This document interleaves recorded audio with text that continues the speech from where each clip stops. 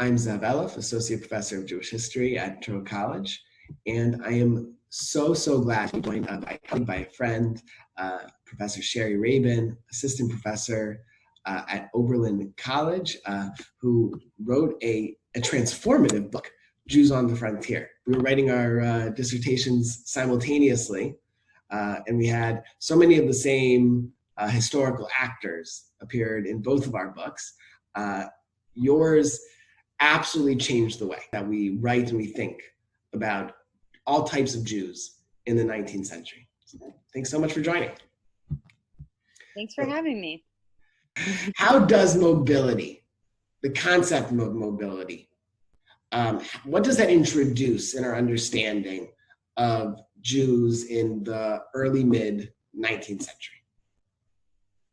Yeah, I mean, I think it was a framework that I found appealing because it provided a way to talk about sort of the major things happening in the 19th century in terms of American history, in terms of modern Jewish history, and American Jewish history in the overlap, right? There's tons of migration happening. This is the era of westward expansion. And so to me, mobility provides a way to talk about all of the different kinds of movement, unexpected movement too, right? Not just sort of unidirectional or, point A to point B, but then to point C, and then back to point B, and then to point D, right?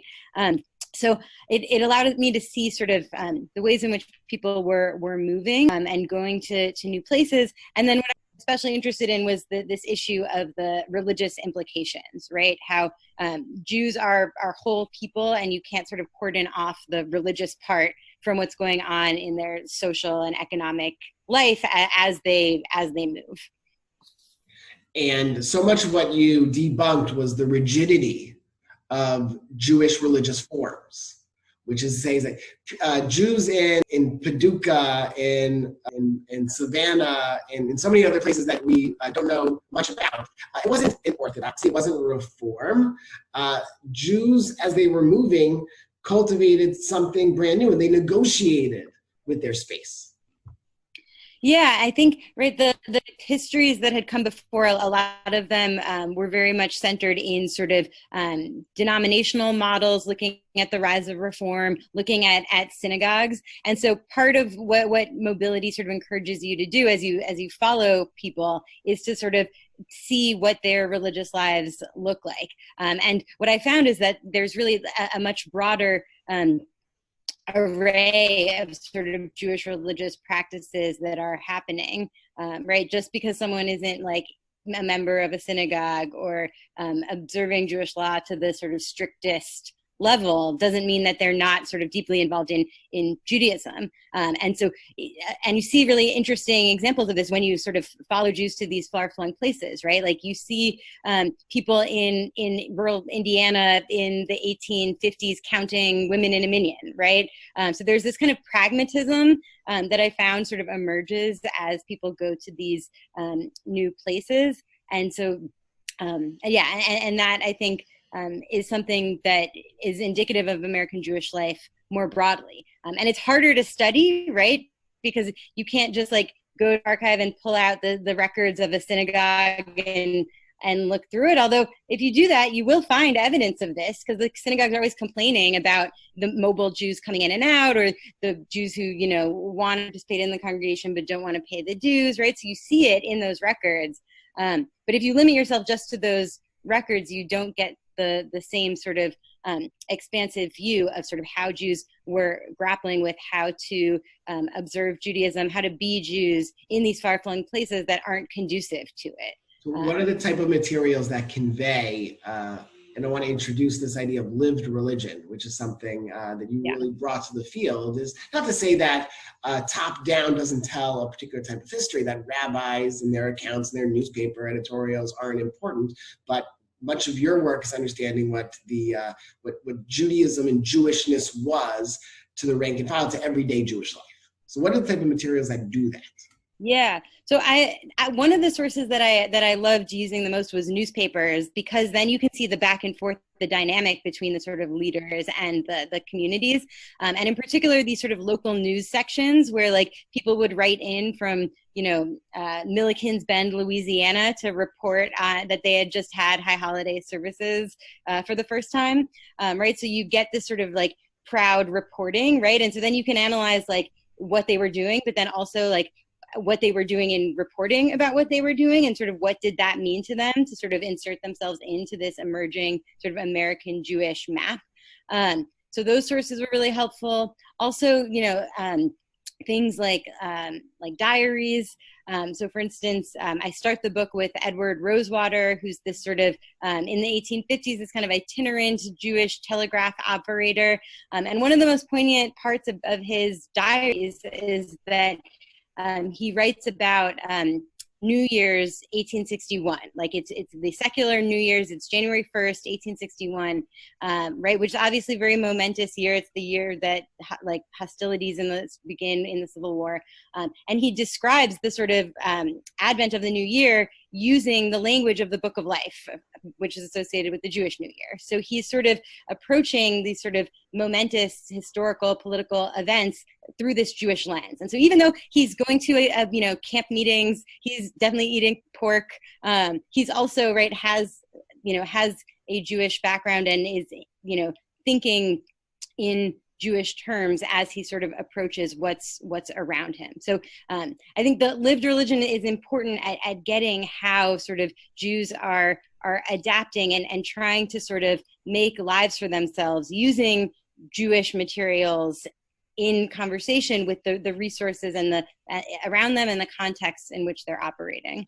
And what's compelling these Jews to find their way in America as Jews? If they're eating pork, if they are, if they're honoring Judaism in the breach. Now I'm really speaking to how you contextualize this as a form of American religion. What is compelling them to create these hybrid models of Jewishness? Yeah, and it's interesting because so much work on American Jewish history and on the 19th century had been sort of like, how did Jews become American? And what I found by following these mobile Jews is that the problem for them was not becoming American. That was pretty easy. The problem was staying Jewish and figuring out how to do that. And I think for a lot of them, it was ironically the conditions of mobility that made Judaism more challenging, but also sort of made it more compelling in a way, right? I talk about the sort of loneliness and isolation of mobility, right? It has these costs and right, the challenges of finding sort of trust, networks of trust in the sort of jumble of 19th century American life. So I think, right, they were looking for things to sort of root themselves in new environments and to help foster connections and to sort of understand the world around them. And so they do that by sort of bringing together sort of Jewish materials with the sort of new environment in which they find themselves. What about, you mentioned newspapers as a form of agency, really. Jews felt impelled to write about their experiences, about the holidays, how they did Judaism in the frontier, in the hinterland. How did newspapers and how did other sources serve as agency to cultivate, to support them in what you're describing, either in individual or communal loneliness? Yeah, so they can sort of like write themselves into the sort of emerging American Jewish world, right? So there's that act of sort of putting themselves on the map. And there's one of my favorite sources is this guy from Dakota Territory who says, I read all of the Jewish newspapers and I imagine myself to be a member of Jewish society. And it's amazing because he's totally anticipating the famous argument by Benedict Anderson that newspapers create an imagined community. He's concretely saying like that's what this does for me. This is my form of community. There's not a minion in sight, but I can enter myself into the Jewish collective in this way. But then also as readers of newspapers, right, they're reading these reports and they can have a sense of sort of what are Jews doing elsewhere, what are sort of the patterns of Jewish communal life, what are other people doing, and so that allows them to sort of start to have set sort of expectations and set sort of options for how to sort of develop Jewish life in new places. And I think also probably to a certain extent there's the concrete, like, oh, so I'm learning from this that there are Jews in Milliken's Bend. Good to know if I feel like going the Louisiana way. Well, and that's really important, because in a separate article, you've written about counting Jews. It's in the book, but you expanded upon it elsewhere. What did it mean for the religious elites to know where Jews were, to tabulate them? Yeah, so the leaders are really, they're looking out at this landscape where Jewish individuals are kind of doing their own thing in different places. Jewish communities are developing in their own ways, and this really concerns particularly Isaac Mayer Wise and Isaac Leeser. For them, they're troubled by what they see as a kind of chaos. So they're trying to impose order and regularity. And so for them to know where Jews are is kind of a crucial first step to sort of know what's going on. Our rabbinic personalities, Rabbi Isaac Mayer Wise is a prominent, is the architect, so to speak, of Reform Judaism, has a newspaper in Cincinnati, Ohio. Isaac Leeser doesn't have the same celebrated rabbinical career that his, I guess, a frenemy is the best way to describe it in 21st century terminologies. But he has a very important monthly newspaper, The Occident. The Israelite is Wise's, Occident out of Philadelphia is Isaac Leeser's newspaper. Yeah, and it's important that these guys who are often mentioned in talking about the 19th century, they are very much newspaper editors. They also travel a lot. They like go visit these different communities. So they know what's going on the ground, and they're concerned about it. And so what's interesting to me is like, so when they have their newspapers and people are writing in, they sort of like, there's so much demand to have your community report in the newspaper that they can't even print everybody. Like they say at different points, sorry, we couldn't include everybody's records. But once they start to try to systematize this like data collection and send out surveys, kind of top-down surveys to get information, like nobody wants to fill out their top-down surveys, right? Like everyone wants to sort of write in and provide this kind of qualitative report and enter themselves into the map. But once it becomes more systematized, the response rates are not as good. But for these leaders, it's really important to their project of creating an American Judaism that isn't just about speaking English or being refined, but really is American in the sense that it is permeating the space of American empire as it's emerging in this period. And so part of the counting is to sort of get a handle on that. And they see it as important and exciting, but as also troubling. And so there's this duality in their responses to mobility.